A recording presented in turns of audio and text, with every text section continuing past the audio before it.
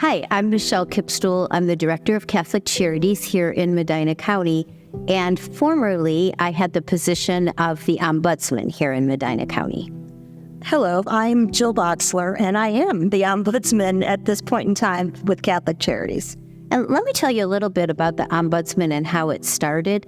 So a number of years ago, we had some conversations between the Medina County Board of Developmental Disabilities, the Society, and Catholic Charities, and talked about how could we help people access the services that are available here in the county, because there are many services, but sometimes people can't find the front door. And so in solving that problem, we collaborated. So funding from the county board, from the society, fund the position for an ombudsman in Medina County, and that's Jill. The Ombudsman Services is directly for individuals with disabilities who require assistance accessing services. And I would say an ombudsman is a help and sometimes a translator, because this is my personal opinion, is that the DD system has more acronyms than any other system.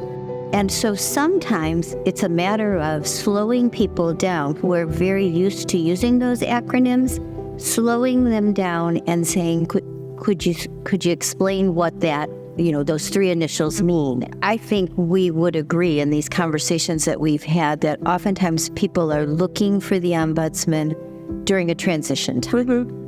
During, out of the elementary, out of preschool program, out of kindergarten to going to regular school, to elementary school, to middle school, to high school, and then the big transition out of school services and going on to adult services.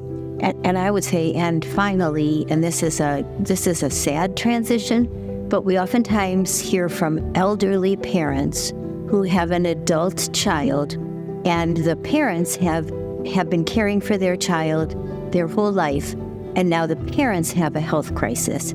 And, in a minute, they need assistance in finding some resource for that child while the parent is hospitalized or otherwise not able to care for them.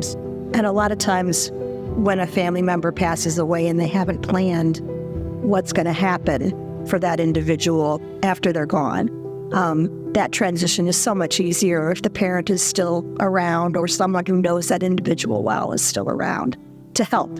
The ombudsman can help a lot of times with the IEP process. If a family is unsure, and I'm just going to say this, a lot of times you go into an IEP meeting, an individual education plan meeting, and you're sitting there with a whole table full of school people and you as the parent. Sometimes that parent just needs someone to sit there and help them. You don't even have to say anything. You can just sit there and help them get through that process and not feel like the whole world is ganging up on you. Everybody in the room wants the best thing for that child. And so oftentimes Jill being there as the ombudsman can sort of facilitate that discussion.